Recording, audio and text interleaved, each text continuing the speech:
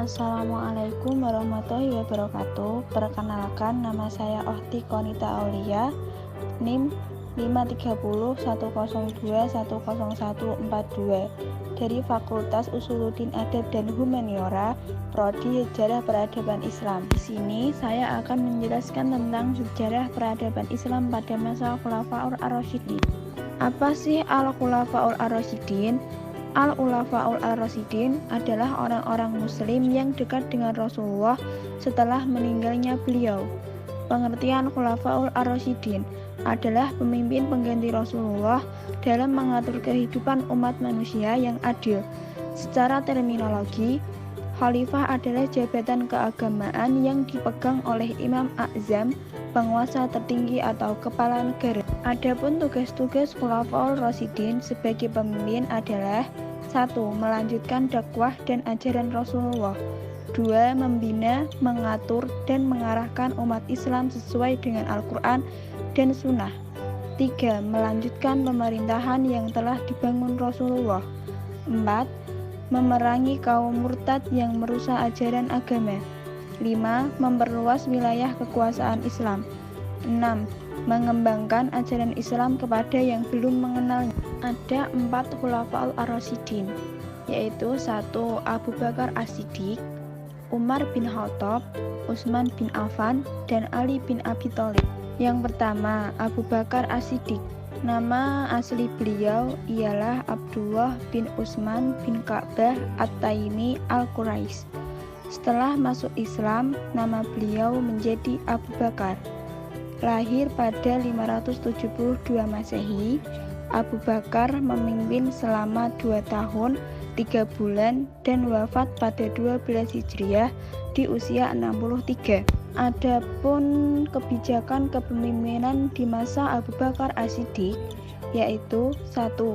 Penumpasan nabi palsu. 2. Pembukuan Al-Quran. 3. Perluasan wilayah. 2. Umar bin Khattab. Nama asli beliau ialah Umar bin Al-Khattab bin Nufail bin Abdul Uzza Al-Quraisy. Beliau memiliki gelar Al-Faruq yang berarti pemisah antara yang hak dan batil. Masuk Islam pada usia 27 tahun pada 13 Hijriah, beliau menjadi pemimpin setelah wafatnya Abu Bakar yang dipilih langsung oleh Abu Bakar, pemimpin sebelumnya, dan menjabat selama 10 tahun 6 bulan 4 hari dan wafat pada 23 Hijriah di usia 63 tahun. Beliau wafat karena dibunuh oleh Abu Lulu Fairuz Al-Farizi Al-Majusi. Adapun kebijakan kepemimpinan Umar bin Khattab adalah 1.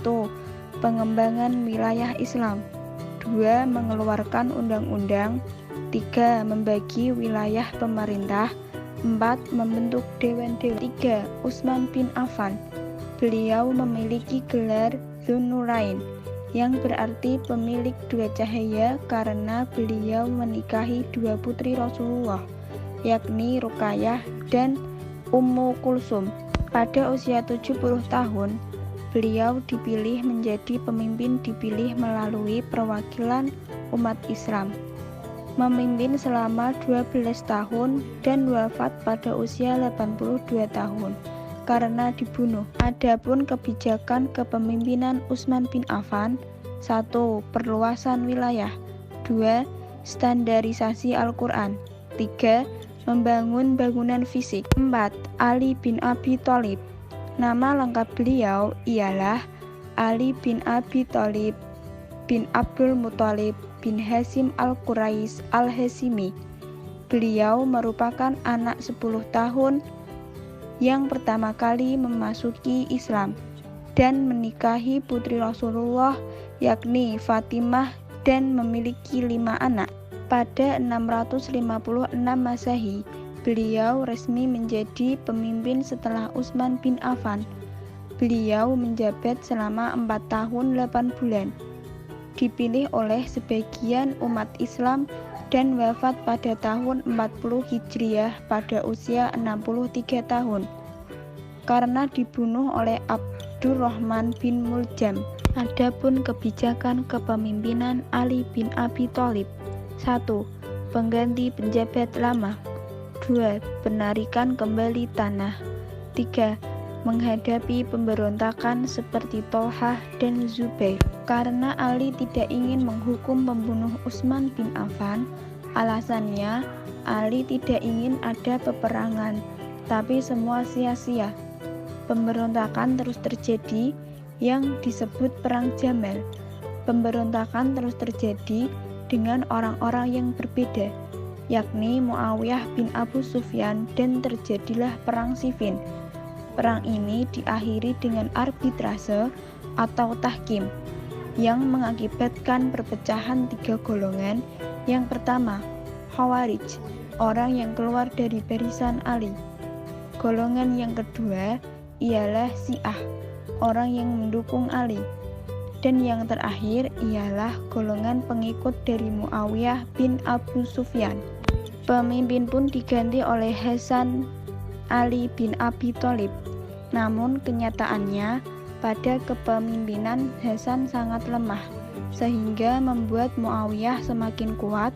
Maka Hasan membuat perjanjian damai untuk menyatukan umat Islam, sehingga 41 Hijriah dikenal sebagai Amul Jammah. Dan dalam tahun ini berakhirnya masa Khulafaul Ar-Rasyidin. Dan seperti itu sedikit penjelasan dari saya tentang Khulafaul Ar-Rasyidin. Semoga bermanfaat.